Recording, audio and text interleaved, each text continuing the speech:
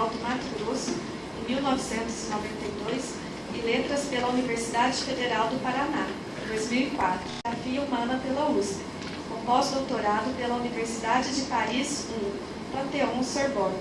Atualmente é professor do Departamento de Geografia da USP, tendo atuado também como professor visitante em universidades da França e da Colômbia. Tem experiência na área de geografia, com ênfase em geografia humana, atuando principalmente nos seguintes temas: agricultura, urbanização, geografia, literatura e teoria e método, área nas quais produziu mais de 3 dezenas de artigos científicos e outras 3 dezenas de livros e capítulos de livros. Boa noite a todos. Em primeiro lugar, gostaria de agradecer a presença de todos e principalmente desse que foi meu professor no Departamento de Geografia da USP. Eu tive a honra de poder conviver com ele um tempo, durante a minha pós-graduação, e sou uma grande admiradora da pesquisa do professor Júlio, e eu acho que é uma honra e um prazer recebê-lo. Professor, e em nome do nosso programa e do campus, da Unesp de Franca, você sempre é e será bem-vindo aqui. Muito obrigada por aceitar participar de mais um evento aqui com a gente. Então, sem me estender mais, eu vou passar a palavra para o professor Júlio, você fica à vontade, e depois nós abrimos para um debate. Obrigada.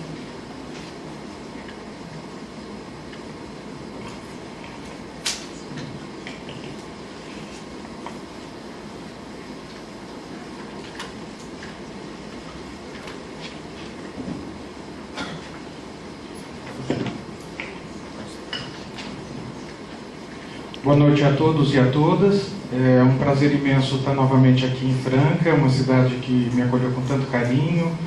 Vivi momentos muito especiais aqui, na época ainda do começo da minha fase adulta, quando eu tinha iniciado o meu mestrado, e pude fazer agora amigos novos aqui na Unesp.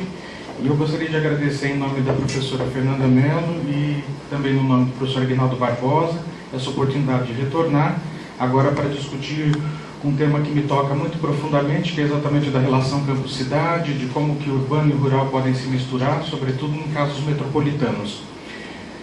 E essa é uma pesquisa que eu faço já há bastante tempo, faz parte exatamente das minhas reflexões que se iniciam lá em 93, quando comecei o meu mestrado, e depois se desenvolveu, depois o doutorado sobre história urbana de São Paulo, e exatamente nas orientações de pós-graduação, e nos textos que tenho escrito e nas reflexões que tenho feito. Então já tenho aí algum tempo de pesquisa sobre esses debates, e é um pouquinho disso que eu vou contar para vocês.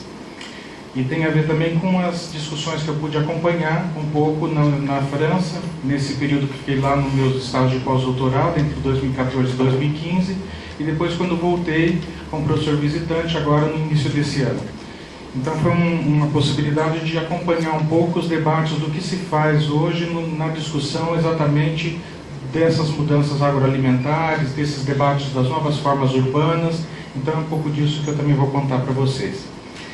O que a gente vê sobre a perspectiva do desenvolvimento sobre o campo e a cidade é muito interessante, e eu vou falar muito a partir da geografia, que é o que eu conheço mais. É claro que tem muita influência da sociologia, a partir do José de Souza Martins, que é um sociólogo da USP, que produziu aí mais de 3 dezenas de livros, mas o que nos interessa é que, na perspectiva do desenvolvimento, nós falamos muito sobre o campo e falamos muito sobre a cidade, como 2 entes muito separados, que na verdade têm algumas relações, mas quando pensamos em desenvolvimento, nós falamos de desenvolvimento rural e desenvolvimento agrário. No caso do Brasil, isso ficou nessas 2 terminologias também muito bem definido a partir dos 2 ministérios, o Ministério da Agricultura e o Ministério do Desenvolvimento Agrário, que agora ficou reduzido como uma secretaria, esse segundo. Mas, de qualquer maneira, isso se colocava como um lado da perspectiva do desenvolvimento. E a outra era exatamente a do desenvolvimento urbano, aí com o Ministério da Cidade, com toda essa discussão das cidades médias, com a perspectiva de ler hierarquia urbana no Brasil. Então isso não se espraia só na geografia, mas é um pensamento geral da sociedade, pensar campo e pensar cidade.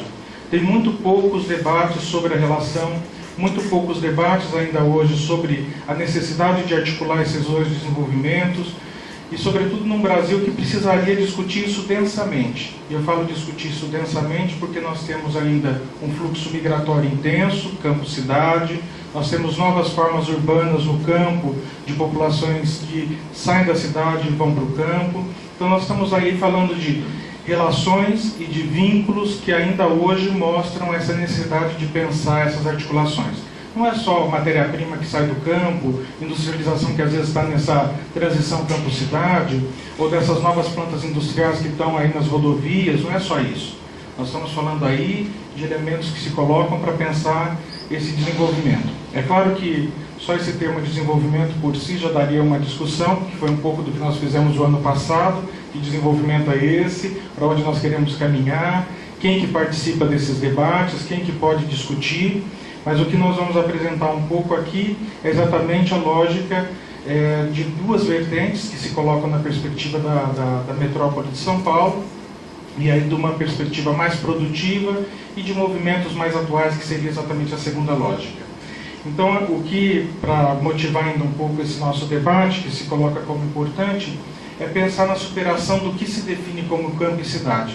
Eu acho que um pouco do que eu já pontuei já indica a necessidade de nós reconceituarmos também campo e cidade e de repensarmos um pouco o que é esse rural urbano. É claro que, às vezes, esses conceitos que têm muita tradição na geografia, na sociologia, podem parecer um pouco mais confusos em termos gerais. A gente usa urbano como se fosse cidade e usa rural como se fosse campo, mas o que nos interessa é exatamente pensar que o rural e o urbano vão definir muito mais as práticas sociais, as relações, os vínculos, enquanto que campo e cidade, numa tradição que não é só geográfica, mas também sociológica, vão falar mais da materialidade desses processos sociais, dessas relações. Então nós estamos falando muito mais da forma, da morfologia, e aí nós falamos mais de campo e cidade. Por mais que esse produto seja o resultado de tudo, seja o resultado de todos os vínculos, né? Apagou aqui, acho que acabou a energia. Mas, de qualquer maneira, o que nós temos, então, de muito importante é pensarmos que esse campo, essa cidade, que num primeiro momento tinha uma separação muito grande, e nós podíamos pensar numa tradição que lia aí o campo como esse espaço onde se estabelecia o setor primário e o secundário, e exatamente a cidade onde nós tínhamos exatamente o setor terciário, as residências, tínhamos aí uma concentração maior de população, uma concentração maior de residências. Essas leituras elas vão se esvanecendo nesse mundo de transformações sociais. Quando nós pensamos, por exemplo, numa realidade muito específica, claro que não é uma realidade mundial, muito obrigado, mas nós pensamos numa realidade muito específica, que é exatamente a francesa. Essas situações elas se mesclam muito. E é claro que nós, com uma imagem muito brasileira, podemos ainda pensar que há uma separação muito radical entre campo e a cidade. Claro que ainda existe campo, claro que ainda existe cidade, mas de qualquer maneira, na perspectiva das práticas sociais, das representações, das visões de mundo, que é nessa perspectiva que se coloca entre o rural e o urbano, há muito mais mesclas. E a separação é muito mais complexa.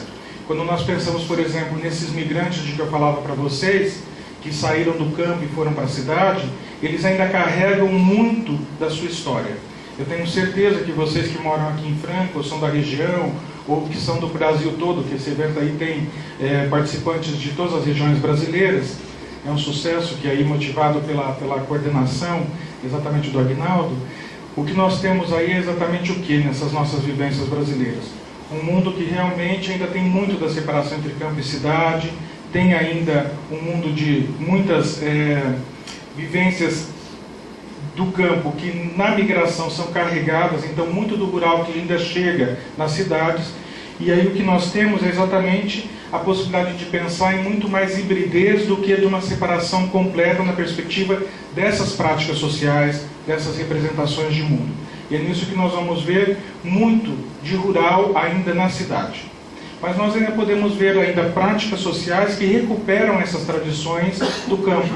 Por exemplo, aquilo que a gente vivia, que de uma certa maneira praticamente desapareceu do campo, com toda essa tecnificação, com toda essa produção da mercadoria como sentido da produção agrícola, que era exatamente a ajuda mútua, que eram as relações de solidariedade, de sociabilidade, que fundamentava exatamente aquilo que o Antônio Cândido discutiu tanto para o caipira, lá na sua tese de doutorado de 1954, os parceiros do Rio Bonito.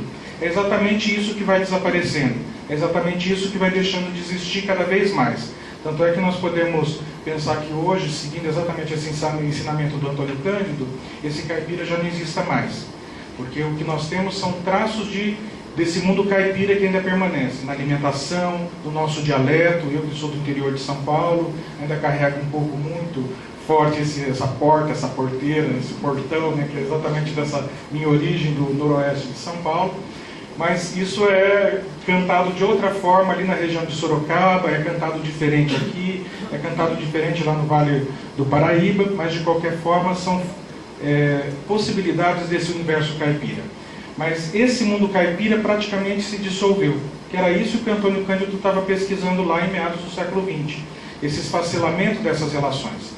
Mas de qualquer maneira, esses sujeitos migraram para as cidades, migraram para a nossa capital, e lá ainda guarda um pouco dessas sociabilidades. É isso que a gente vai ver, por exemplo, principalmente nas periferias, as pessoas se conhecendo, se ajudando, nos momentos de dificuldade. É exatamente o vizinho que está ali ao lado, é o que vai, às vezes, se responsabilizar por comprar uma comida ou um remédio no momento de dificuldade do amigo. Então, essas práticas ainda permanecem como práticas rurais que, de certa forma, chegam nas cidades. Então, nós temos aí muito mais hibridez, só para pontuar isso como importante, para não só ficar na forma. Claro que a forma tem os seus elementos, para até discutir que é uma cidade, mas mesmo nesse parâmetro nós temos um pouco de mescla.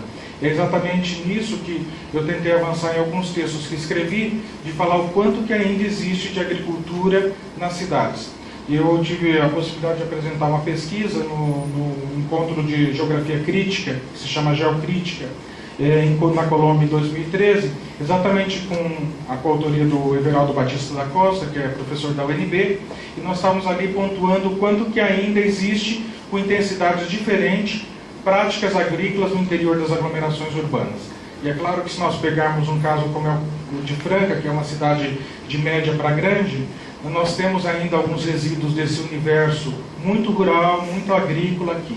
Mas se nós pegarmos cidades pequenas, isso eu estou falando do estado de São Paulo, eu não estou falando lá do Ceará, eu não estou falando de Roraima, eu não estou falando de estados onde a ruralidade é muito mais forte.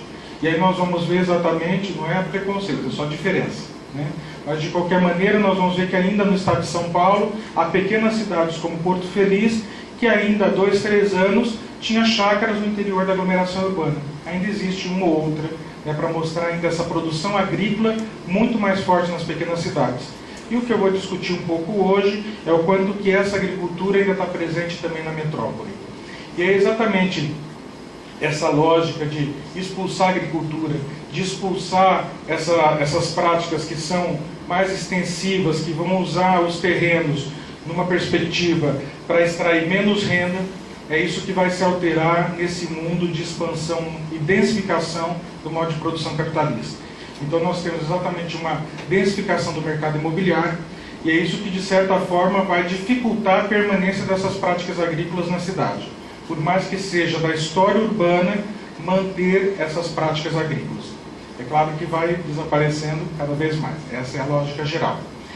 Então o que nós temos é, para pensar esse desenvolvimento, levar em consideração esses sujeitos, levar em consideração essas tendências, pensar nesse movimento geral, mas que tem também os seus resíduos, tem as suas diferenças, por mais que tenha um movimento também muito avassalador, que é da terra como mercadoria se espraiando, conformando cada vez mais a dificuldade de apropriação da terra urbana. E é claro que quando nós falamos dessa dificuldade de apropriação da terra urbana, se coloca também com índices distintos, quando nós pensamos numa pequena cidade, numa cidade média, numa cidade metropolitana, numa grande cidade como é o caso de São Paulo, que o preço da terra urbana vai ser distinto. E aí, quanto mais rara é essa terra, maior é o seu preço. É claro que nós podemos falar de um preço também internacional dessa terra, discutir como que isso está no mundo, mas não é o sentido. Mas o que eu queria falar era exatamente dessa comparação desse campo brasileiro, que ainda tem uma certa distinção com a cidade, exatamente porque a ruralidade é muito forte, e é isso que é muito distinto do francês. O caso francês é muito excepcional, Porque mesmo que nós possamos falar que é distinto do campo norte-americano, que a classe média se definiu muito bem com os farmers, no campo francês existem ainda muitos camponeses, que aí vocês podem falar que são agricultores familiares, vocês podem falar que são pequenos empreendedores, vocês podem usar a terminologia que quiserem. E há um debate francês sobre essas terminologias, há exatamente aceitações por alguns organismos e não por outros, dessas mesmas terminologias, mas o que nos interessa é pensar que esse campo, que passa por um processo de intensa transformação, como no caso brasileiro, após a Segunda Guerra Mundial, vive uma situação muito diferente da nossa, porque a nossa intensificação do ingrediente técnico, exatamente por conta do imperialismo norte-americano, similar ao que acontece na França, aqui vai chegar só para os produtores mais ricos. E é isso que vai permanecer em relação à tecnificação na agricultura até praticamente os anos 90, que é quando começa a chegar de maneira muito lenta para os pequenos. E ainda hoje nós temos uma diferença radical na tecnificação entre os grandes produtores e os pequenos no Brasil. No campo francês, não. Essa tecnificação chega para todos os agricultores, todos eles vão se tornando cada vez mais, ou melhor, tendo cada vez mais um trabalho agrícola facilitado com as máquinas às vezes de pequena potência ou de média potência, mas que tinham a sua compra facilitada pelas cooperativas. Eram cooperativas de compra, que permanecem até hoje. E elas às vezes eram obrigatórias de se constituírem para a aquisição dessas máquinas com os recursos vindos do Plano Marshall, que foi exatamente o elemento que marca muito esse imperialismo norte-americano na França, pós-Segunda Guerra Mundial, mas chega para todos os produtores. É por isso que o campo francês é extremamente modernizado, é extremamente moderno na perspectiva de ter acesso aos elementos básicos do que nós esperaríamos do estado de bem-estar social. Lá nós podemos pensar que no campo tem pequenos postos de saúde, ou tem médicos da família, tem uma lógica que é de expansão do sistema escolar, um sistema escolar gratuito para educação básica. Então uma situação completamente diferente da nossa. Tem meios de transporte facilitados em todo o campo francês.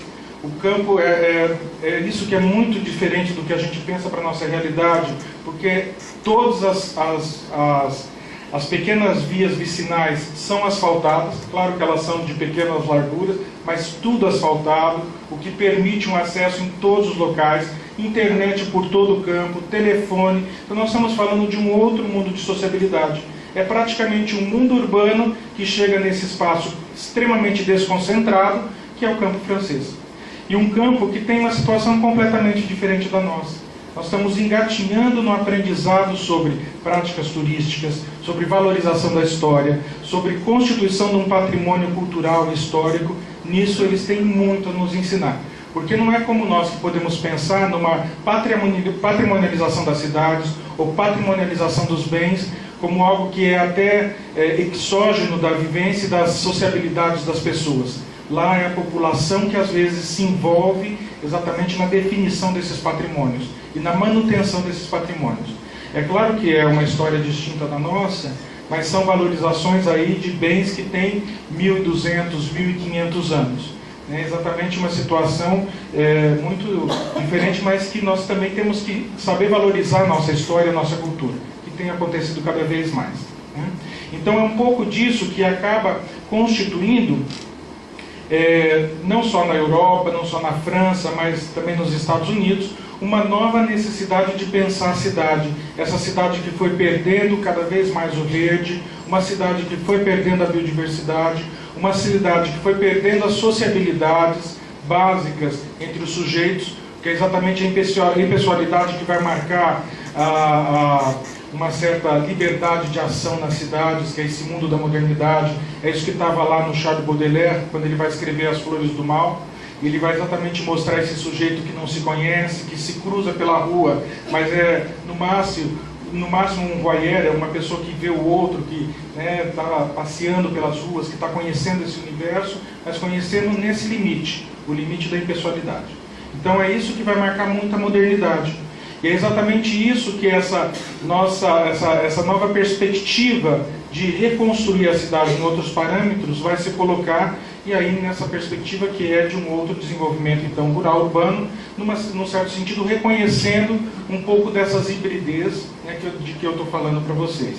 E um dos marcos disso é exatamente as propostas arquitetônicas do Vincent Callebaut, que vai exatamente falar de novas perspectivas de arquitetura para cidades e de novas formas urbanas. E ele vai falar exatamente da possibilidade de misturar campo e cidade numa única forma. Então ele está falando, por exemplo, de cidades aquáticas, como essa última à direita, né, mais abaixo à direita, que seria uma cidade no mar. Uma cidade que teria sua autoprodução de alimentos no seu interior. Uma possibilidade de ter pesca, além de tudo, ter animais sendo criados. Nós, claro, que estamos vendo uma imagem muito pequenininha, mas a lógica é exatamente de uma grande cidade. A mesma coisa para alguns edifícios em cidades já existentes, né, como a gente vê com aquela forma exatamente da asa de uma borboleta.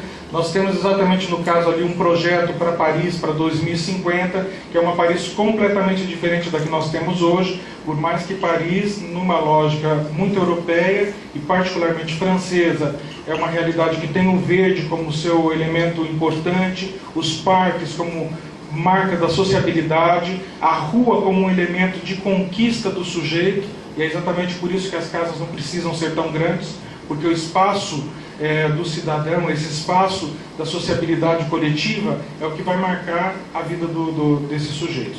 É claro que isso não é francês só unicamente, é muito europeu, né? Sobretudo europeu ocidental. Então nós estamos falando de uma nova forma urbana que integra essas lógicas. Mas essa integração, como eu vinha falando já para vocês, é muito da história urbana em geral, é muito da história da construção das cidades. E é nesse sentido que, tomando então como exemplo o caso de São Paulo, nós podemos dizer exatamente que essa agricultura faz parte da tessitura urbana. Ou seja, faz parte das cidades desde a antiguidade, desde que se formam as primeiras cidades, e se descobre, claro, que a agricultura.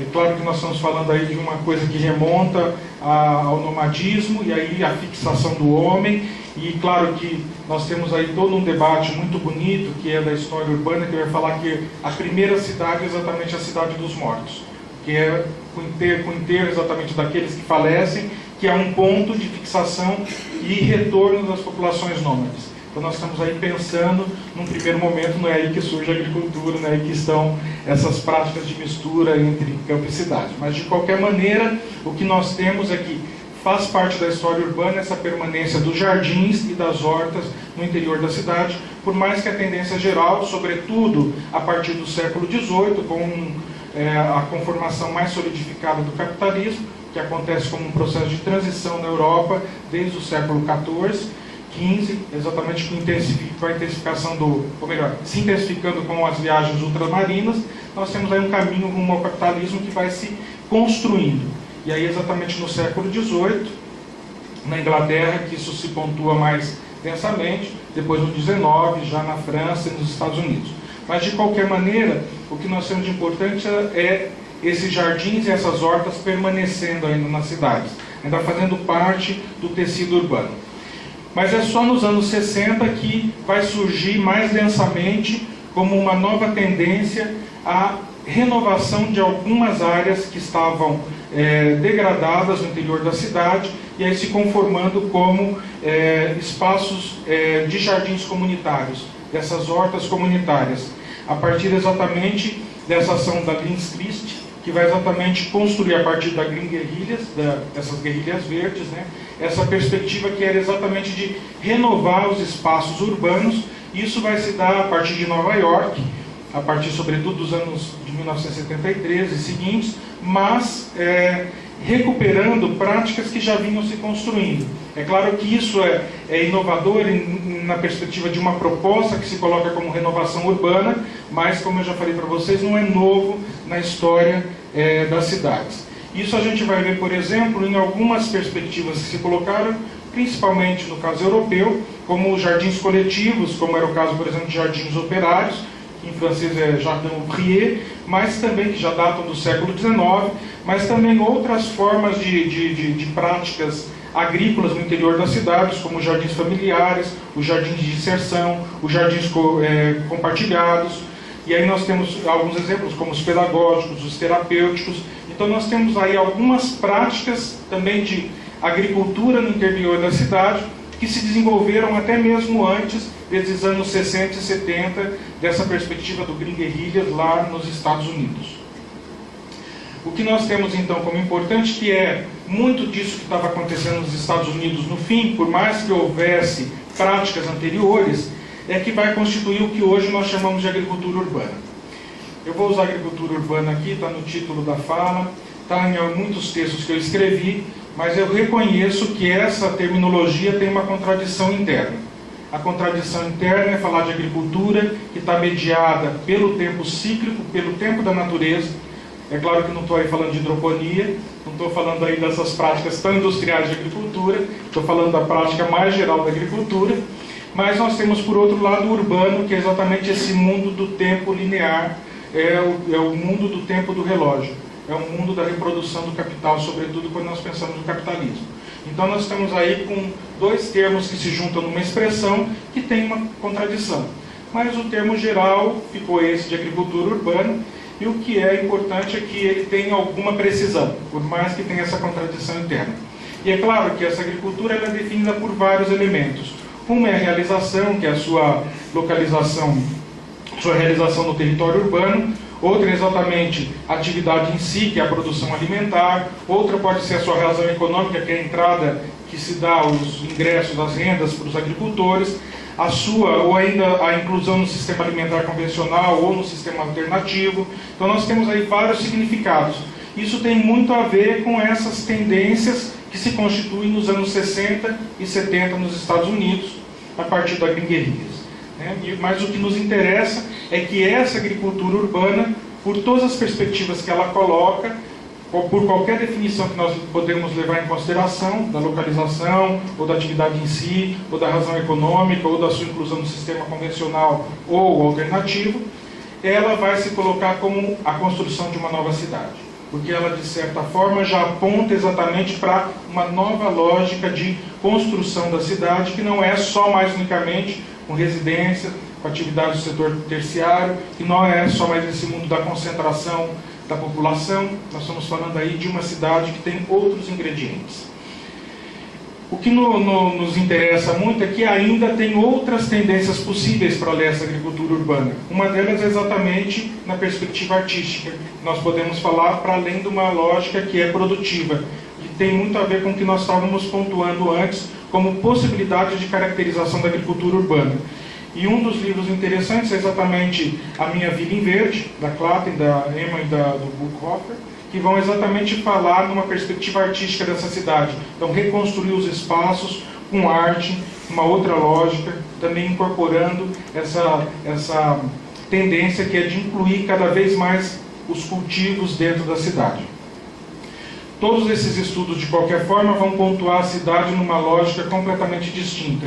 E a agricultura também, que é a perspectiva da plurifuncionalidade dos cultivos. Ou seja, não é mais um sujeito que vai só realizar agricultura, mas ele vive também outras dimensões da cidade, e a cidade não é só mais a vida das sociabilidades urbanas, mas tem também a possibilidade da agricultura. E é isso que vai criar novos dilemas, novas possibilidades, e aí a necessidade de repensar um pouco o que é essa agricultura urbana, particularmente no Brasil, particularmente na metrópole de São Paulo. Então, tomando exatamente como referência a nossa capital, e fala com base também em revisão bibliográfica, mas também em trabalhos de campo, com entrevistas, séries fotográficas, mapeamentos, nós vamos tentar analisar o que acontece com a metrópole de São Paulo, particularmente nesses últimos anos, mas nós vamos falar um pouquinho dessa história urbana desde o século XVI, mas muito rapidamente. E nós vamos tentar pontuar principalmente a perspectiva de superação de uma lógica que é eminentemente produtiva, então da agricultura urbana como produção de alimentos, uma perspectiva eminentemente agrícola, na lógica geral que nós conhecemos, e seguir para uma nova tendência, que é a construção de uma nova urbanidade, de um novo urbano, que é a ideia de uma utopia urbana, de uma nova utopia de cidade, que aí incorpora a perspectiva de mais verde e de mais biodiversidade. Então esses são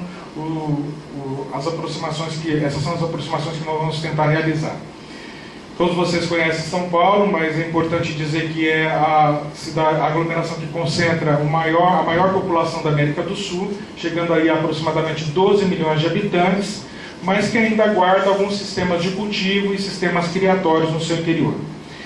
Principalmente na parte sul, e eu tive o privilégio de orientar vários alunos de graduação, mas também 2 pesquisas de mestrado, tratando exatamente da resistência ou da permanência das práticas agrícolas nessa região da porção sul, que é exatamente aí de Parelheiros, né, exatamente nessa porção mais ao sul, que é interessante pontuar que os dados gerais são de que a municipalidade não tem mais área rural. E o que nós vamos exatamente nessas 2 dissertações comprovar essa permanência que estava lá em meados da década passada, mas que ainda permanecem hoje, e aí principalmente por ser uma região de nascentes de água, e aí é exatamente também de reservatório de água. Então é uma área muito importante nisso exatamente que é fundamental para nós, que é a água como um elemento importantíssimo da vida.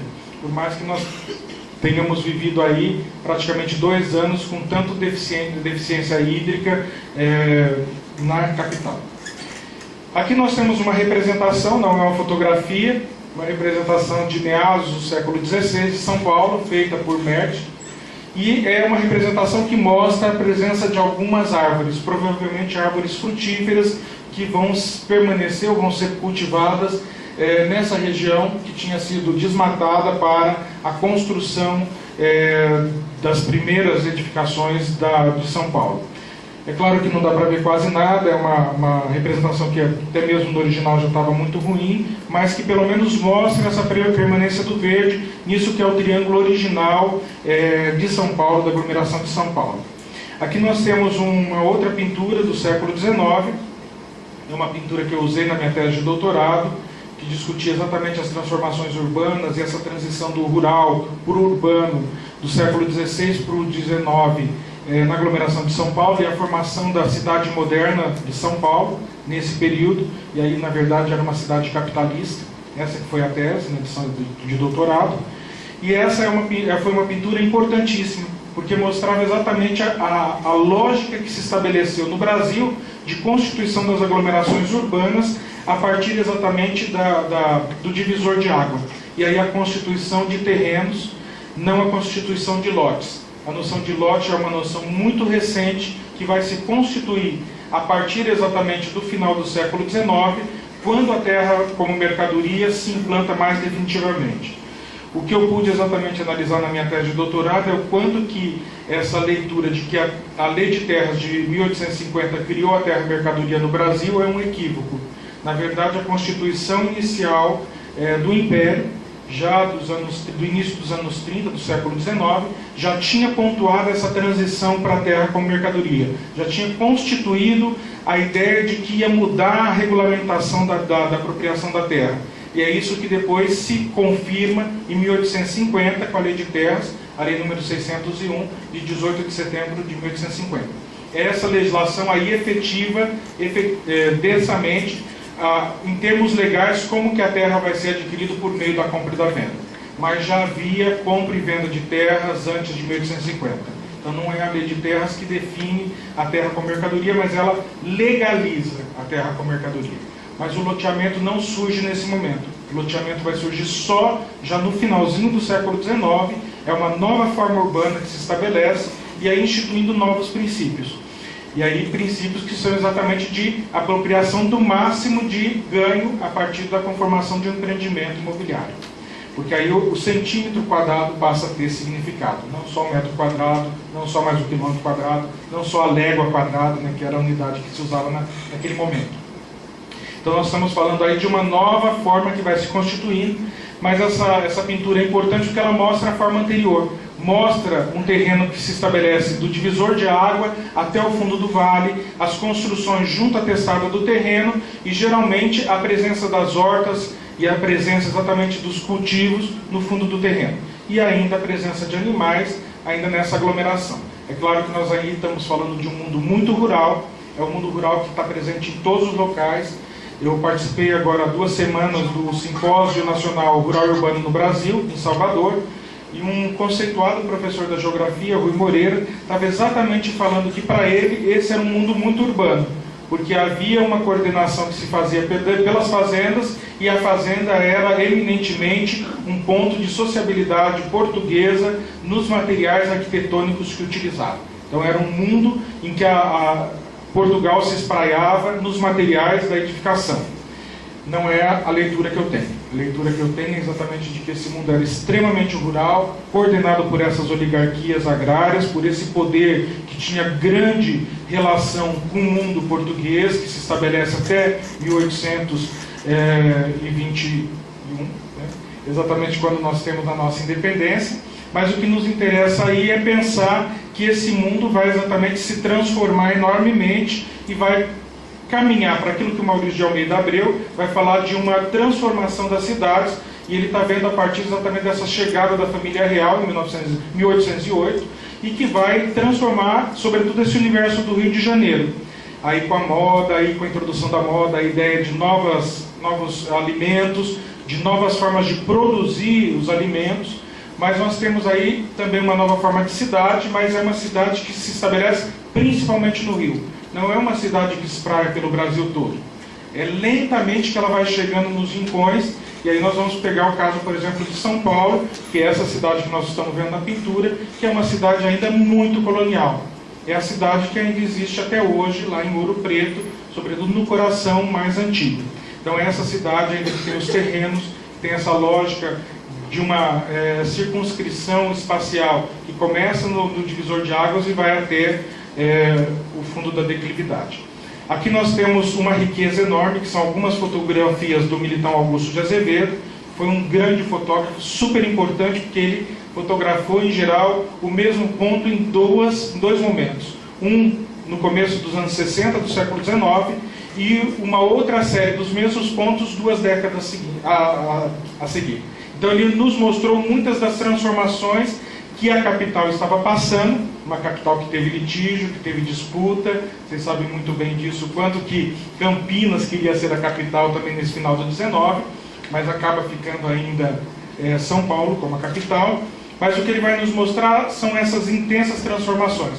E aí a gente pode ver esse fundo de um quintal, de um terreno melhor, um fundo de um terreno, que é exatamente esse quintal do fundo, e nós estamos vendo aí algumas frutíferas. Não é possível identificar as frutíferas, mas de qualquer forma é possível saber que são frutíferas, porque são exatamente esses cultivos que se estabeleceram nos fundos dos quintais.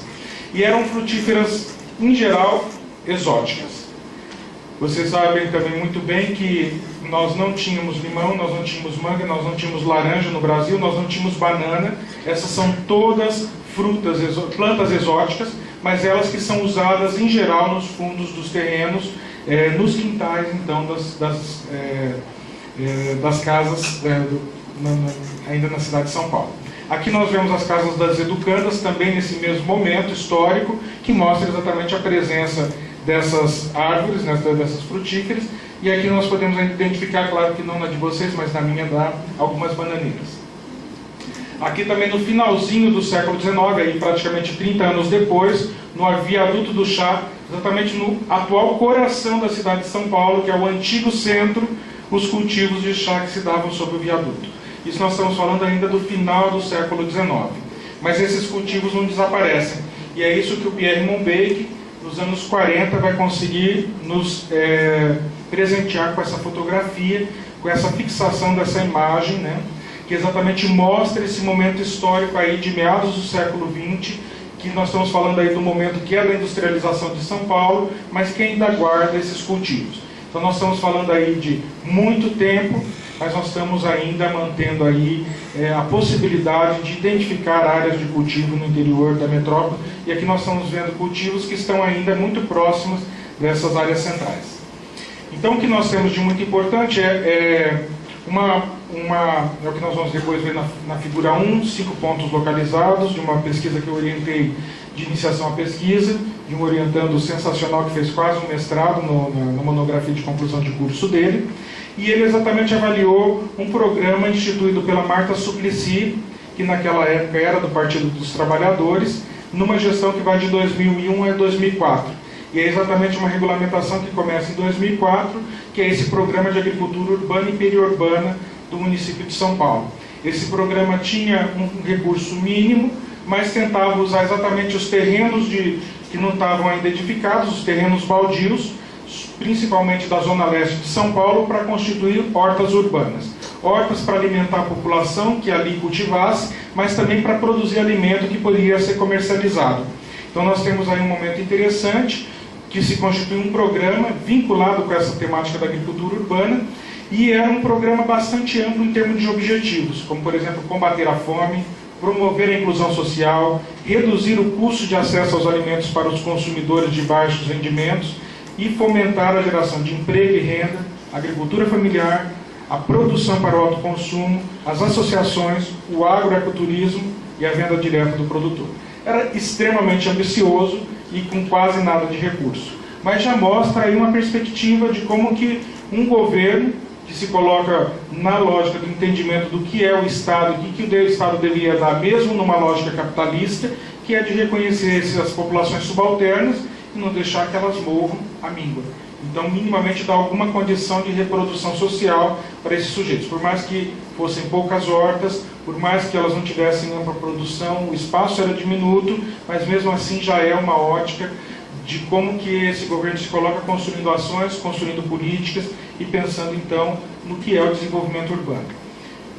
Então nós vamos ter uma política que vai se espraiar principalmente em 2004, mas depois da saída da Marta Suplicy, há uma decadência geral do programa. O programa permanece até agora, permanece até hoje. Vocês podem entrar no site da Prefeitura, ainda há informações sobre o programa, mas praticamente nada de recurso e praticamente nada de ação. Muito pouco de ação. O que há é, sobretudo, uma discussão muito importante em São Paulo sobre a proteção das águas, e nesse sentido há uma proteção dessas áreas rurais, mas não uma proposta de realmente manter esses agricultores, manter essa produção agrícola como um significado importante para a metrópole.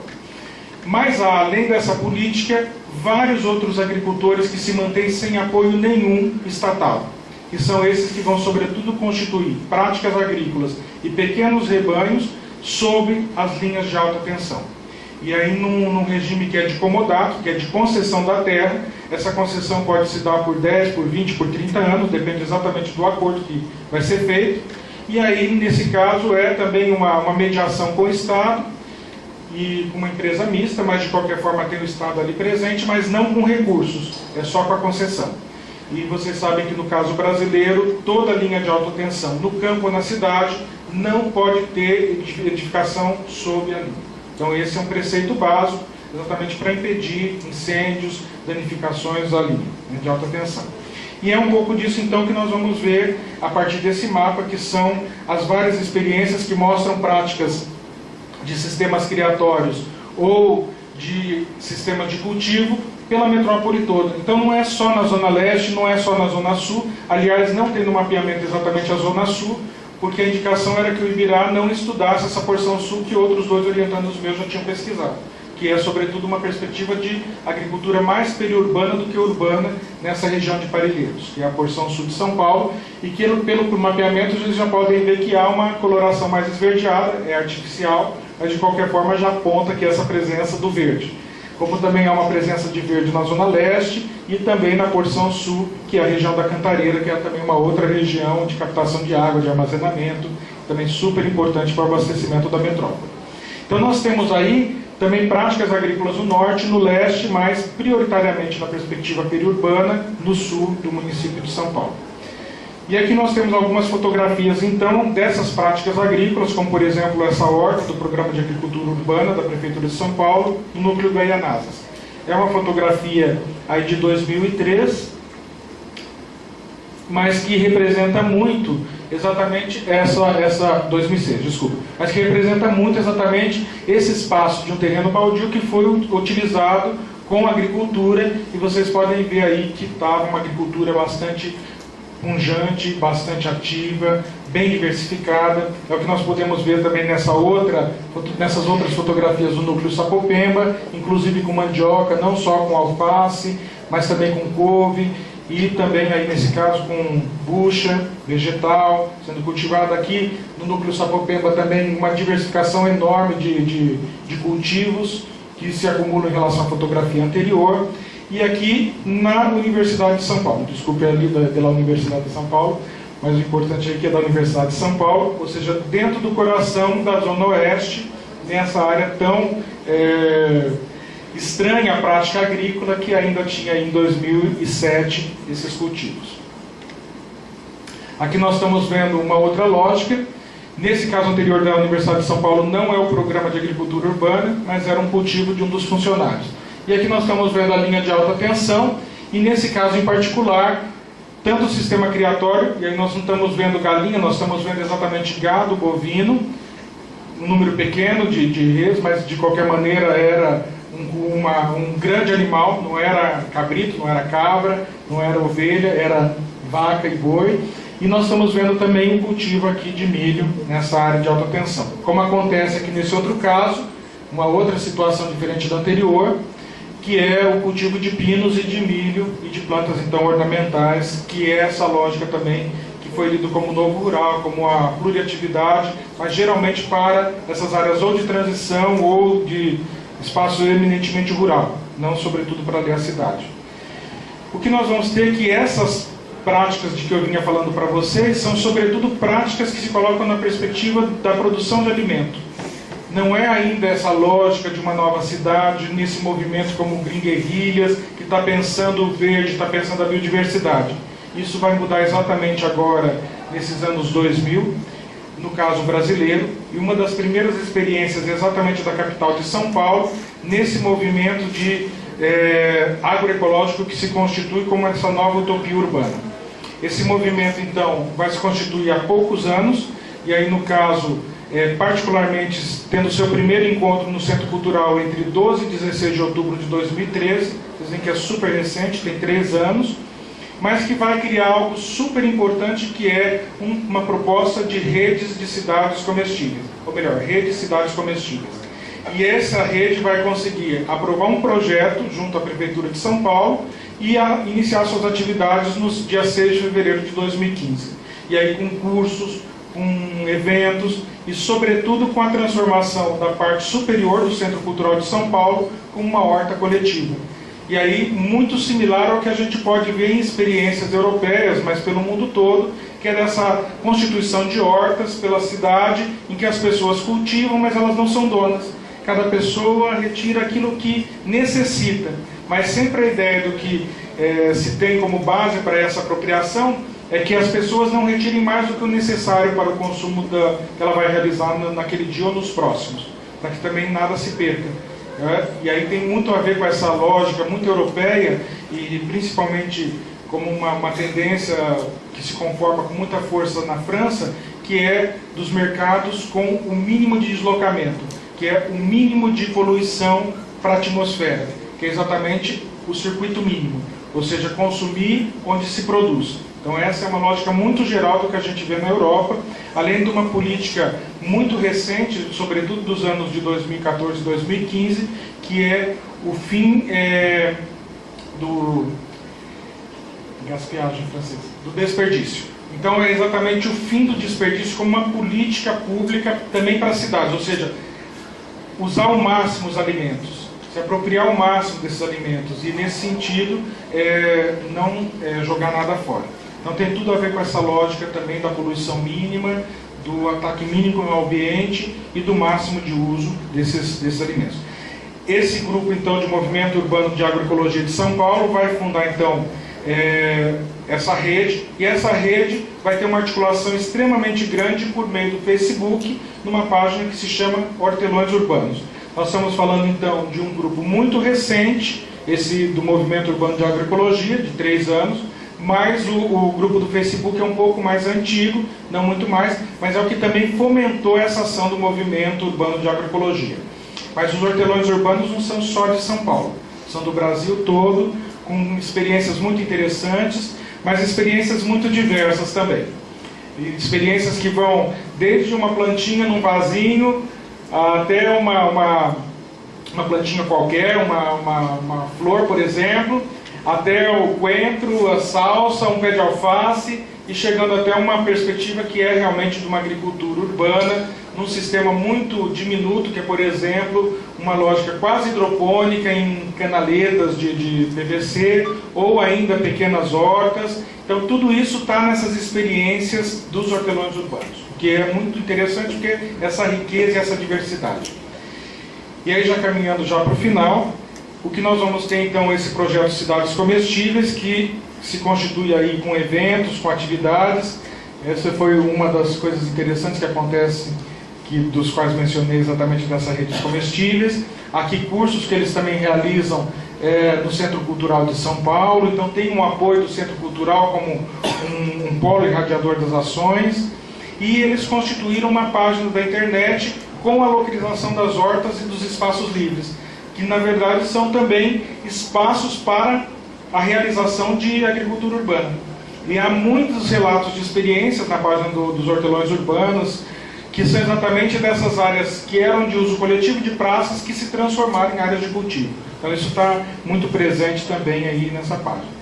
E o que nós temos aqui é uma das fotos exatamente dessa área do Centro Cultural, uma foto de 2015, também muito recente, que mostra essa transformação exatamente da laje superior numa área de horta. E aqui nós temos exatamente uma fotografia final, que é a ideia de semear uma nova cidade, e isso vai exatamente no caminho de uma utopia. O que é muito importante, uma utopia urbana. Então, só para fechar, o que é muito importante falar é que essa utopia não é de um grupo que é extremamente homogêneo.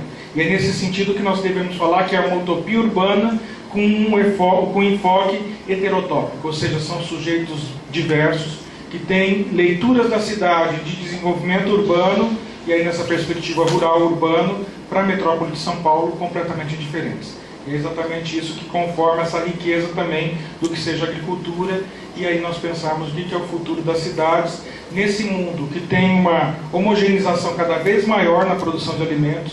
Se nós pensarmos o que era a alimentação no passado, e aí lembrarmos o que era a alimentação indígena na América Latina ou na África, era uma quantidade imensa, que chegava aí a uma centena ou 2 centenas de matérias-primas, que compunham a alimentação da população nessas regiões, e que hoje se circunscreve aí, quem sabe, 15 ou 20 alimentos, uma quantidade imensa de agrotóxicos. Então nós estamos falando aí de uma alimentação que tem os seus danos, e é exatamente isso que se coloca como pensar uma nova cidade.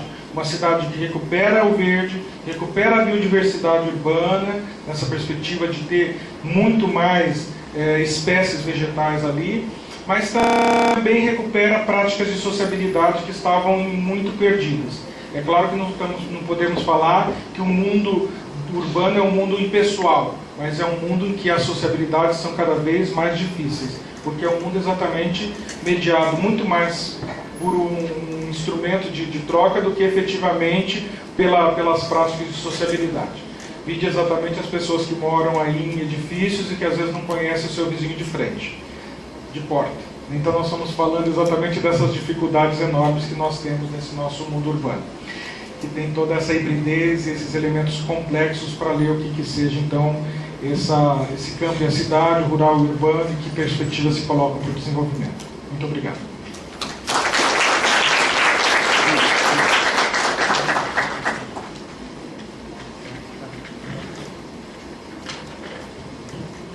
Muito obrigada, professor Júlio. Foi muito interessante sua fala, e eu acho que instiga bastante o debate. Eu vou abrir para o debate, se alguém quiser fazer algum comentário, alguma pergunta. Não precisam ser tímidos. Professor Mauro. Cumprimentar o professor Júlio, que é muito instigante realmente o tema. Eu queria ouvir a sua opinião sobre algumas questões que a sua apresentação suscita. Primeiro, uma cidade metropolitana, como São Paulo, tem poucas áreas verdes, né? Tem poucos parques comparados a outras grandes cidades na Europa, nos Estados Unidos. Se propor ocupação de áreas com plantio, quer dizer, uma visão utilitária, né, de usar o emolumento, e ao mesmo tempo havia falta de áreas para a sociabilidade urbana, para o lazer, para jogar futebol, para brincar, para andar, para circular pelos parques. Como é que se concilia isso? E a segunda questão é sobre o Minhocão. Como é que você vê isso, que existem já algumas experiências internacionais de aproveitar esses espaços como áreas que podem ser plantadas, né, e tenham um outro uso?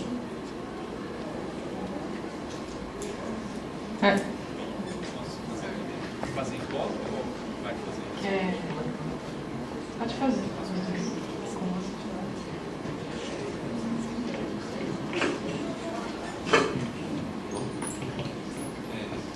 Parabenizo também o professor Júlio, muito legal a palestra. Eu queria perguntar, na verdade, assim, fica muito evidente, né, que essa atividade desenvolvida no meio urbano, ela tem essa perspectiva de estimular, criar ou revigorar os laços de sociabilidade, envolver as pessoas, trazer uma nova lógica, um novo sentido perdido na cidade, né, que a gente sabe que aparta mesmo as pessoas. Mas aí eu fico pensando duas coisas que também fico com a pulga atrás da orelha. Assim. Uma delas é o potencial no sentido de a quantidade de áreas que existem. Assim, se a proposta é realmente se fazer um sistema como foi apresentado por você naquele slide da proposta do governo Mato Suplicy, se de fato existia esse potencial territorial de que pudesse fomentar um programa dessa envergadura com as áreas existentes, né? Isso é um aspecto. O segundo aspecto é que você mesmo falou dessa questão, por exemplo, dos alimentos mais saudáveis, né? Que então, se eles forem produzidos, então nesses espaços, teoricamente eles seriam mais saudáveis porque eles não teriam os agrotóxicos. E eu sempre fico pensando na questão da contaminação do solo nas cidades, que é intensa, na questão da chuva ácida, na questão da poluição de todos os lados que vem, né? Então, eu queria saber assim, se existe uma perspectiva crítica que avalie esses dois potenciais, né? Tanto no sentido da... Bom, deu para entender isso, acho. Obrigado. Mas você? E daí a gente faz essas 4 e fecha.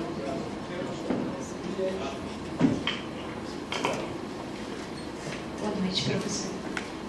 Saindo um pouco do tema, Liege, só que pensando na perspectiva do desenvolvimento rural, lógico, vai atingir, lógico, a questão urbana,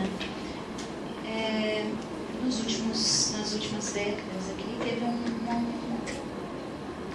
um avanço de algumas políticas públicas voltadas para esse desenvolvimento rural, principalmente pensando nos pequenos agricultores, agricultura familiar, tudo isso. Então, pensando nesse fomento governamental para desenvolvimento desse tipo de política,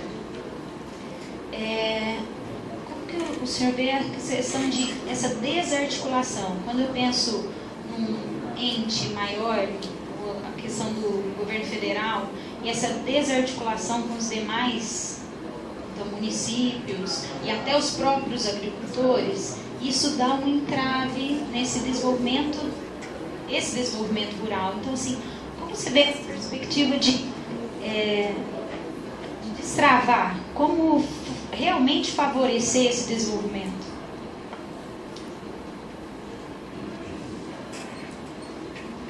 Bom, em primeiro lugar, cumprimento o professor Júlio por contribuição preciosíssima para o nosso evento. A minha pergunta é a seguinte, né? Fazendo uma vinculação com a palestra da noite, com a de hoje de manhã. Primeiro, se você tem conhecimento de programas em outros lugares do mundo que fazem a conexão dessa agricultura urbana, não apenas com o tipo de consumo, que eu vou chamar de residual, ou seja, que ele seja periférico, mas com uma atividade econômica geradora de trabalho e renda? E se na sua perspectiva, né, esse seria um horizonte possível para se pensar a agricultura urbana? Isso. Obrigado.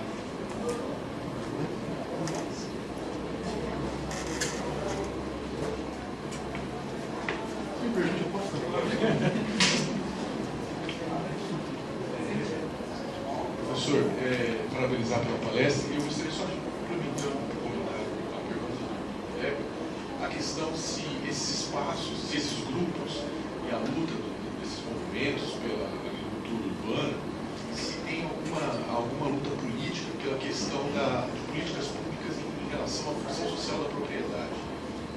Até que ponto isso está sendo, essa incentivação que já está no nosso ordenamento, está sendo posto em prática, né? Com experiência em algum outro município. É isso. Mais alguém? Só queria saber, esse tipo de experiência, qual que é a tendência em São Paulo? Aumentar, diminuir, desaparecer? Como que está essa questão? Acho que agora a gente fecha uma rodada e depois se tiver mais perguntas, senão o professor não vai lembrar mais das perguntas. Eu quero agradecer as perguntas, sempre são muito instigantes e são sempre apontamentos do que a gente gostaria de ter dito ou daquilo que a gente não pensou e que tem muita relevância. Então, muito obrigado, são perguntas muito inteligentes. Então, vamos começar aí pela fala do Mauro. Realmente, Mauro, a metrópole é exatamente esse espaço de poucos espaços, né, ainda sobretudo no caso de São Paulo. O caso brasileiro é uma tendência geral. São cidades que realmente têm muito pouco espaço de sociabilidade. Se nós podemos pegar qualquer exemplo, isso é muito marcante. Não é comparável com o caso europeu, não é comparável com o caso, por exemplo, de Lisboa, não é comparável nem com Paris, que é uma grande metrópole. Claro que é uma metrópole de dimensão muito menor do que São Paulo. Não é comparável com essas grandes metrópoles mundiais, desses países centrais, que valorizaram, em certa medida, as práticas de conquista da rua, de uma certa sociabilidade fora da casa. Mas, de qualquer maneira, o que importa é pensar em como mudar um pouco isso, né? E claro que esses espaços, às vezes, podem ser mais restritos, esses da agricultura urbana, e que vão ocupar alguns espaços mais gerais de sociabilidade, como às vezes uma praça, mas a praça não vai ficar fechada. Mas nos terrenos baldios, aí sim, às vezes é necessário colocar alguma circunscrição para poder permitir o cultivo, para que as plantas cresçam, para que as pessoas que estão ali possam se apropriar minimamente do resultado do esforço que elas estão fazendo. Então, aí você tem um dilema, que é quem se apropria, quem que ainda pode ter um uso desses espaços que são tão exíguos. Agora, nós temos ainda muito espaço ainda de terreno não edificado, de terreno que, por mais exíguo que ele seja nas nossas cidades brasileiras, mas nós ainda temos muito. E isso pensando só as metrópoles. Se nós pegarmos as cidades pequenas e médias, isso ainda é muito maior. Porque aí nessas perspectivas de tamanho de cidades, nós temos muito mais, como que a gente poderia falar, né? Muito mais ainda terreno ocioso. E aí essa perspectiva de tentar valorizar essas áreas que são ainda de expansão urbana, às vezes loteamentos de uma década ou duas, né, ainda com 20%, 30% de terrenos não edificados, ainda podem se colocar nessa perspectiva de uso, mesmo que momentâneo, para a agricultura urbana. Então você tem aí terrenos com frações pequenas de metragem, 200, 300, 400 metros. Isso, claro, que vai depender da regulamentação de cada municipalidade, que algumas vão aceitar terrenos fragmentados com 175 metros, outras vão exigir no mínimo 250, outras vão colocar 300 metros. Na época que eu era professor lá na Universidade Federal do Paraná, em Curitiba, um dos debates era exatamente isso, de como a legislação era elitista dentro da municipalidade de Curitiba. E era uma lógica exatamente para expulsar para os municípios vizinhos a população mais empobrecida. porque ela não teria condições de comprar um terreno de 300 metros. Então ela ia comprar, às vezes, de 150, 200 nos municípios próximos, né? Então, como Pinhais, como Colombo, né? Então nessas cidades próximas da capital. E nós estamos falando aí de Curitiba, é um exemplo importante de uma capital que tem muita área verde. Mas o grande debate era onde que estava essa área verde. Ela estava principalmente na porção norte e não nas áreas das populações mais empobrecidas, que era a sul. Então havia uma concentração também do verde, uma concentração dessas áreas de usos coletivos, dessas áreas de apropriação e de sociabilidade mais geral. Mas também ainda havia áreas que podiam ser usadas para os cultivos. Mas tem esse grande dilema. Agora, o minhocão é exatamente a possibilidade de pensar nisso que estava nesse livro que eu estava mencionando, da minha cidade em verde, né?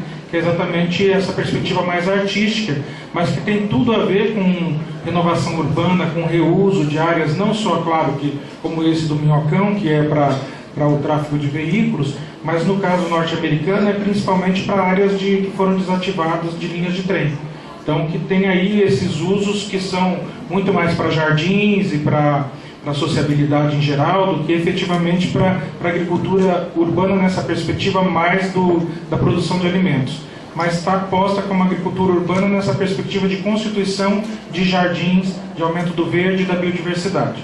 Então, nós temos aí nessa perspectiva de uma nova utopia urbana, essas duas possibilidades muito fortes hoje. Uma que é mais produção de alimentos, que tem a ver com ainda uma lógica nova de cidade, mas uma outra que é muito mais artística, de embelezamento, de retorno de espaços de uso coletivo, e que se coloca muito nessa lógica do minhocão, de transformar o minhocão numa área de sociabilidade, renovar aquele espaço que foi praticamente destruído a partir da década de 60, com a construção desse esqueleto lá que criou grandes problemas, sobretudo em termos de poluição sonora.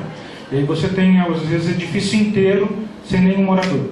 Então esse é um problema enorme numa metrópole que, de certa forma, afastou a população residente do centro e que criou espaços de marginalidade também urbana no período, sobretudo, da madrugada, no período noturno, que aí criou uma degradação nesse espaço central que é tão importante e que é exatamente o contrário do que a gente vê em várias cidades pelo mundo, né? E é um exemplo tão importante, exatamente aqui para lembrar a nossa pesquisadora estrangeira, é o caso de Lisboa, que tem uma área central fantástica, um espaço lindo de usos, de praças, de tudo isso que a gente pensa da realidade europeia, né? Professor Oswaldo, muito obrigado também pela pergunta, muito interessante, né? Claro que tem vários dilemas exatamente nessas áreas mais edificadas, que é a concentração de poluição no ar, que vai causar exatamente a chuva ácida, que cria vários dilemas, mas esses são elementos que podem ser compensados. Então você pode ter antes uma captação da água e um reservatório com cimento, e isso vai corrigir um pouco essa acidez. Então esse é um tipo de armazenamento que pode ser bastante benéfico. Mas você também pode ter solos que, por mais que tenham alguma contaminação anterior, essa contaminação às vezes ela é de baixo nível se comparado com o uso de agrotóxicos, por exemplo, na cana-de-açúcar, por exemplo, na produção de soja, né? Então é uma contaminação menor. Não estamos aí falando da área que se instalou a USP Leste, que era um antigo lixão, que é uma outra história que cria dilemas enormes, que os meus colegas resolveram voltar para lá, mas ainda numa área que tem todos os dilemas ambientais, né? Mas aí só para falar como pode ser bastante interessante esse potencial para produção, um exemplo muito positivo é exatamente o caso de Detroit, que passou por uma desindustrialização enorme, no caso norte-americano. Havia uma dificuldade de se transportar os alimentos para essa região, sobretudo porque ficou uma população mais empobrecida, que não tinha condições de pagar essas despesas, esse custo maior dos alimentos, e aí o uso desses espaços que ficaram ociosos foi muito interessante na perspectiva da agricultura urbana. Então esse é um exemplo que coaduna um pouco a argumentação de que essa lógica dos anos 60 e 70 da Green Guerrillas tem muito a ver com renovação urbana, com novos usos e com pensar uma nova cidade, né? E aí um caso também norte-americano que exemplifica bastante isso. Liege, a sua pergunta é muito interessante, vai num outro caminho, mas também muito importante, que é pensar o que está acontecendo no campo, né? Claro que uma coisa era até um mês atrás, que nós tínhamos uma outra, na verdade 4 meses, né? Nós tínhamos uma outra perspectiva, um outro ministério que estava pensando projetos de agricultura familiar, que é esse que é o nome desse sujeito para o governo, que se estabeleceu a partir do Fernando Henrique Cardoso, que é a partir daí que se cria o PRONAF, o Programa Nacional de Fortalecimento da Agricultura Familiar, se cria lá com o Fernando Henrique, mas que se densifica sobretudo com o governo do Lula, né? Nos 2 governos do Lula, porque aí esse programa vai se ampliar, vai se munir de muito mais recursos, e aí principalmente depois com a Dilma, nós temos aí o Plano Safra, que vai disponibilizar mais recursos para a agricultura familiar. Claro que não são comparáveis para a agricultura comercial, essa grande agricultura de exportação, que tinha aí 80% dos recursos. Mas o montante total era muito maior para toda a agricultura brasileira. E aí 2 programas eram fundamentais, o Programa de Aquisição de Alimentos e o Programa Nacional de Alimentos Escolares, né, que era exatamente o PA e o PNAE. Esses 2 eram uma grande força para os agricultores, os pequenos agricultores, porque destinava uma cota dos recursos destinados pelo governo federal para as municipalidades, que obrigatoriamente tinham que ser utilizados para a compra desses alimentos junto aos agricultores familiares. Então, esse era um instrumento extremamente importante de dinamização dessa agricultura, dessa pequena agricultura no Brasil, que na verdade repercute aí por pelo menos 60% da produção de alimentos que são consumidos nas cidades brasileiras. Então não é qualquer coisa, não é desprezível. É uma grande e importante prática de produção de alimentos que nós temos no Brasil. Que aí nós temos autores da geografia que vão falar de uma agricultura camponesa e junto com vários outros autores, principalmente lá do CPPA, que é da Universidade Federal Rural do Rio de Janeiro, que vão falar dessa agricultura familiar, que tem tudo a ver com soberania, tem tudo a ver com uma transformação no campo, mas essa transformação estava no meio. Quem sabe aí estava na sua terça parte. Estava se caminhando para um destino diferente, aí mudar o campo também, mudar a lógica também de tecnificação. Não estou fazendo defesa da tecnificação, mas nós temos que pensar que tecnificação é essa, que recursos usa, para quem é, que também é poluição, mas também libera muito esse trabalhador dos ônus de executar as tarefas da agricultura e da pecuária. Então a tecnificação não pode ser positiva, nós temos que só pensar que tecnificação que é. Mas não significa também que você usa a tecnificação que você deixou de produzir agroecologicamente ou, no mínimo, agricultura orgânica.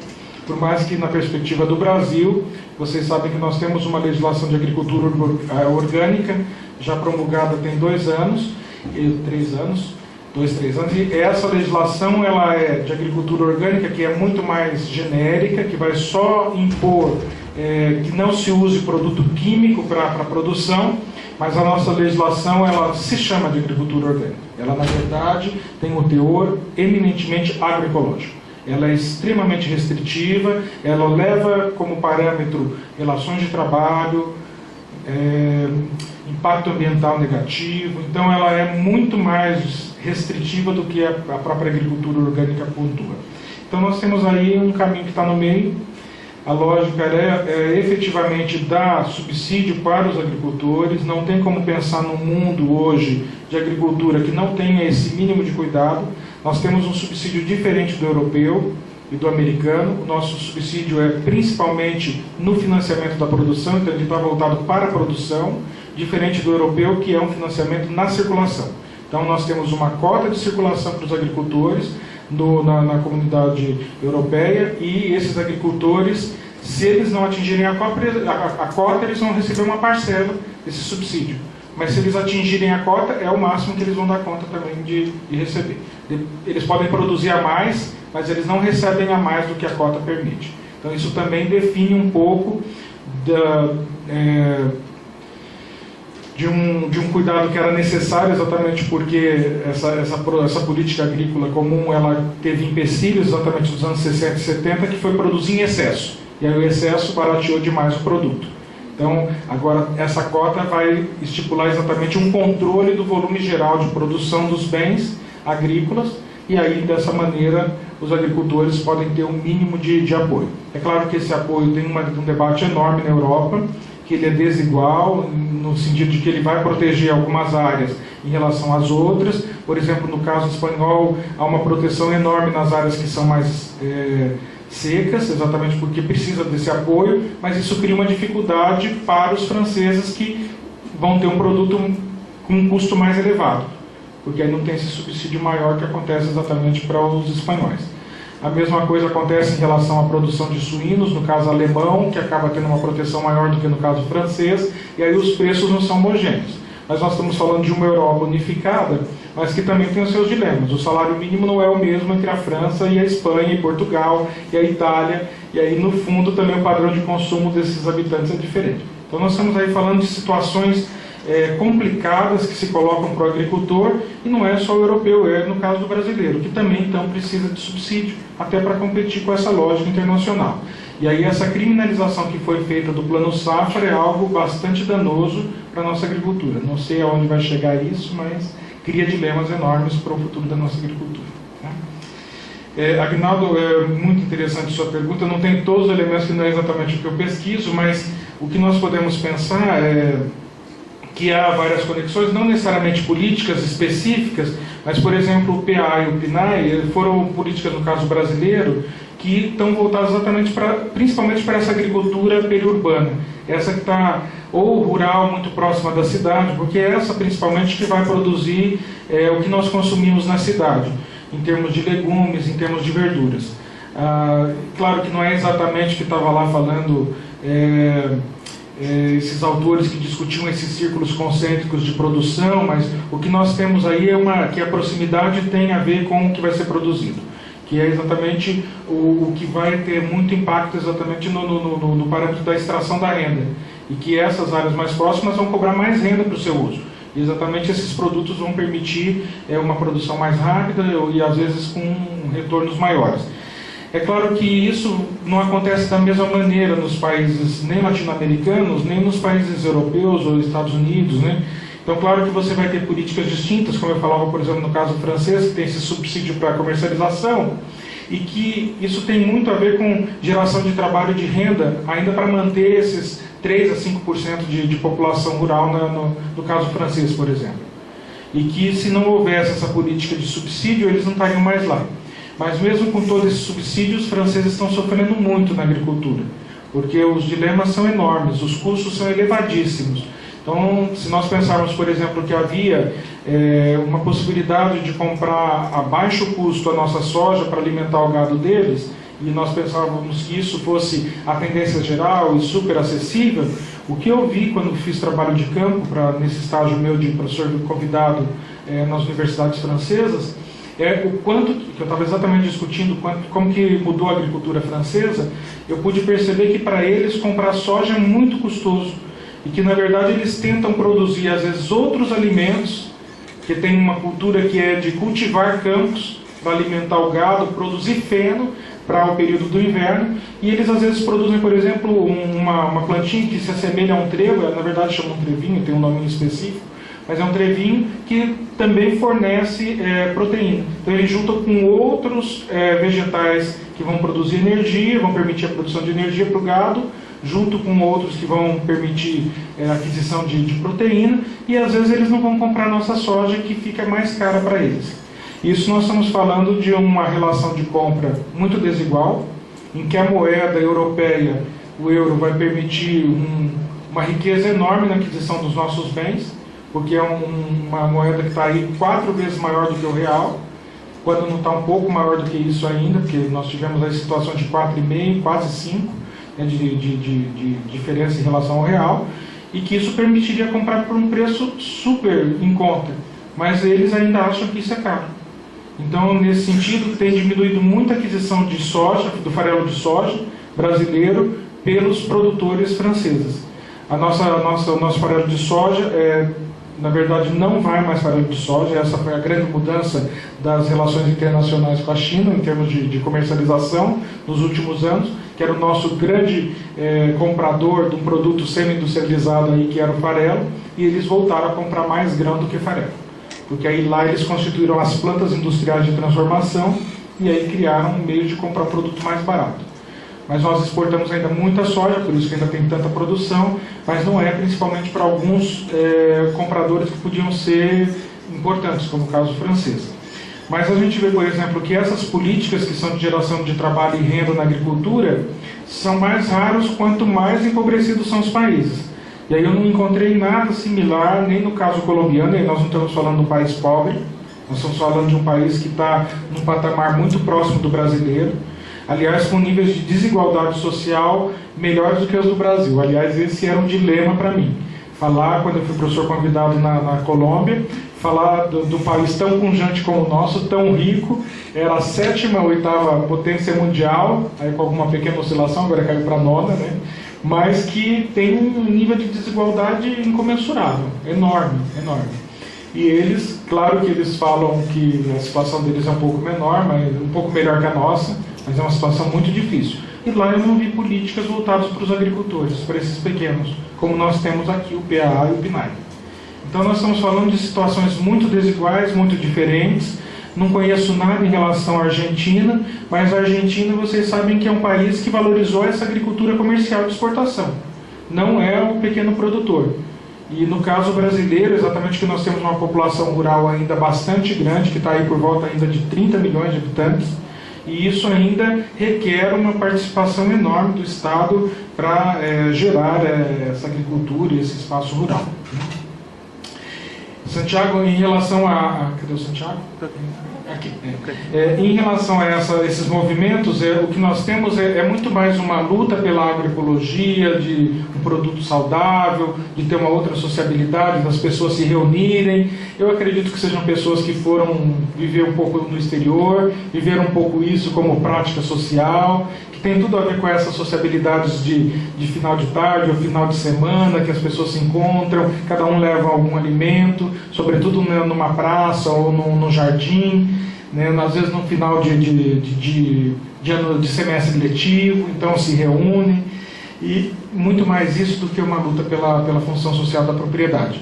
Não vi nada nos hortelões urbanos que falasse, olha, nós temos que lutar por uma cidade menos desigual, por uma cidade que tenha mais justiça, que possa ter espaços discutidos em relação a essa lógica da especulação imobiliária, repensar os espaços, né, e aí lutar contra essa lógica que é deixar os terrenos baldios aí para valorização. Então isso eu vi muito pouco. Cleiton, realmente eu acho que a tendência é aumentar esse movimento, porque é repensar a cidade, é procurar novas alternativas. É claro que essa alternativa não necessariamente é reconstruir todos esses espaços de terrenos baldios que nós temos, até porque o uso é muito difícil, mesmo quando o terreno é da prefeitura, mas de qualquer maneira é pensar em novas formas de apropriação da água, de novos espaços de manutenção do verde. Isso tudo tem a ver com essas dificuldades que nós estamos vivendo nesse país que tem tanta chuva em geral, nessa porção sobretudo da Amazônia e do Centro-Sul, mas que nós estamos passando aí por grandes transformações climáticas. Mesmo que nós possamos discutir se é o homem, se não é o homem, quanto que o homem participa, nós estamos atrasados no nosso debate de como, na verdade, pensar na adaptação a essas mudanças. Ou seja, as mudanças estão aí acontecendo. Nós estamos vendo transformações enormes. A Europa, os Estados Unidos estão muito mais adiantados que nós. Eles já constataram que as mudanças estão acontecendo. Por exemplo, as áreas de produção de vinho adiantaram em aproximadamente 10 a 15 dias a época da colheita. Isso não é qualquer coisa. Porque se não colher no momento certo que a uva diz que deve ser colhida, que é a uva que vai dizer, que ela vai dizer quanto que ela tem exatamente de açúcar. E é nesse momento que vai se definir se o vinho vai ser seco ou se ele depois vai ser suave. E lá na Europa vocês sabem que a adição de açúcar é praticamente proibida. É uma lógica que não se põe para o paladar europeu. Que vocês sabem exatamente que a adição de açúcar significa anular as deficiências da qualidade da uva que vai produzir um vinho ruim. Então, na verdade, um vinho doce europeu, em geral, é pela concentração de açúcar na uva. Isso vai se dar pela colheita mais tardia. É isso que nós vamos ver, por exemplo, numa colheita que vai acontecer ou em outubro, em novembro, ou depois às vésperas do Natal. Porque aí, nesse caso, se nós tomarmos como exemplo a França, às vezes é uma uva que já está até cristalizada e congelada. Então nós estamos falando de uma uva que tem uma concentração enorme de açúcar e vai produzir um vinho, como por exemplo o Jurançon, que é da região ali de Pau, da região ali entre Bordeaux e Toulouse, bem no sul da França, já praticamente Espanha. Ou dos vários vinhos que nós temos no caso europeu que são de colheita tardia. E então essa perspectiva de mudar um pouco o que é também o nosso ambiente urbano tem a ver com essa conscientização de que nós temos que agredir menos o ambiente. Se vamos agredir, se nós vamos lutar para mudar um pouco esse circuito geral, que às vezes pode ser só natural. Eu não sou especialista em ambiente, mas de qualquer maneira o que nós temos que pensar é em formas de adaptação. Eles não estão mais só pesquisando as mudanças climáticas, eles já estão pensando em adaptações a essas mudanças. Então isso é o futuro, e eu acho que é uma tendência geral e nós vamos continuar.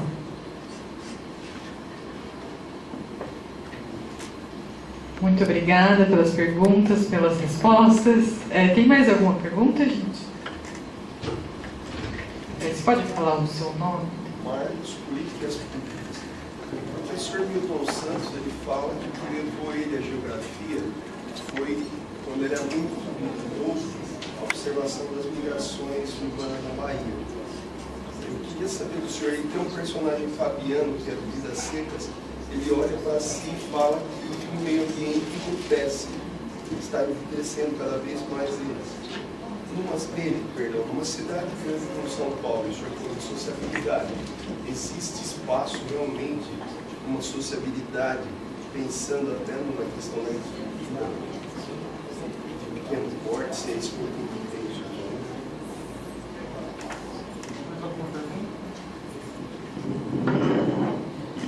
Marcos, muito obrigado pela pergunta. Tem tudo a ver com a literatura que eu amo loucamente, né? É exatamente por isso que fui fazer letras também. E esse livro do Graciliano Ramos, para mim, é muito fascinante, o Vidas Secas.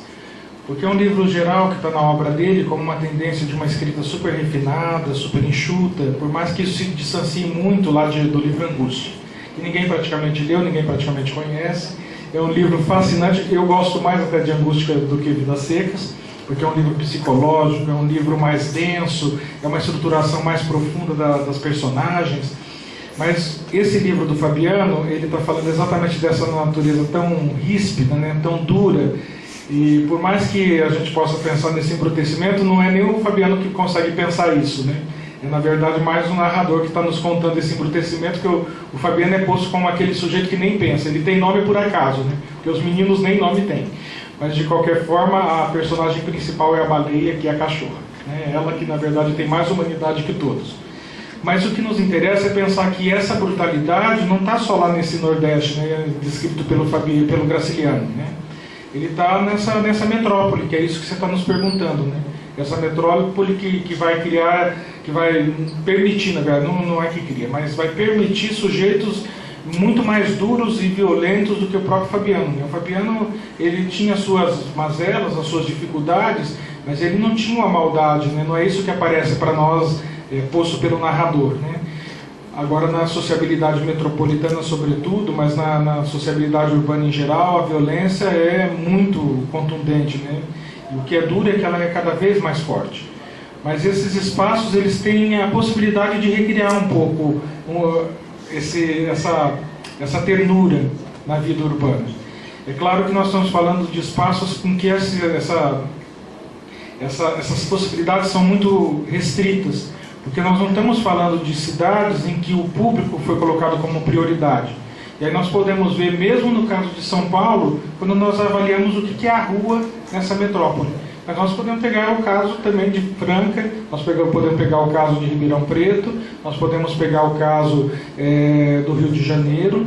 O Rio de Janeiro, quem sabe, é um pouquinho diferente, mas não muito, né? Um pouquinho, pero não muito. E aí o que nós temos de importante, né? Que são espaços em que a rua ela é estreita, você mal consegue caminhar.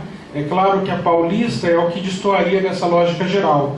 É claro que nós pegamos aí a orla marítima lá do Rio, e isso também distancia. Quem sabe em Ribeirão Preto, uma rua que é fechada, aqui é a rua que está a igreja, e também tem um espaço que você pode caminhar, mas isso é muito raro, é muito raro. São espaços muito restritos, Então, pensar que esses espaços de uso coletivo são ideal? Não. Nós temos que pensar em novas formas de cidade em que efetivamente a luta contra a propriedade se coloque como uma marca para que haja espaços mais coletivos. É claro que isso não se coloca como uma tendência para o Brasil. O mundo capitalista é o da propriedade, é o da produção de mercadoria, é de um Estado que vai defender uma classe social em particular, né? Claro que com as suas nuances, com as suas variações, mas são as grandes oligarquias do país. É claro que eu quero ver o Estado numa perspectiva diferente do David Harvey, quando ele vai falar lá da produção capitalista, e ele vai exatamente dizer que o Estado ele é monolítico, ele é sólido, e eu queria tanto entender diferente, porque eu vejo essas fissuras do Estado, sobretudo quando a gente pensa na agricultura, no caso desses governos do PT, né, em que havia pelo menos 2 ministérios, e aí atendendo interesses diferentes.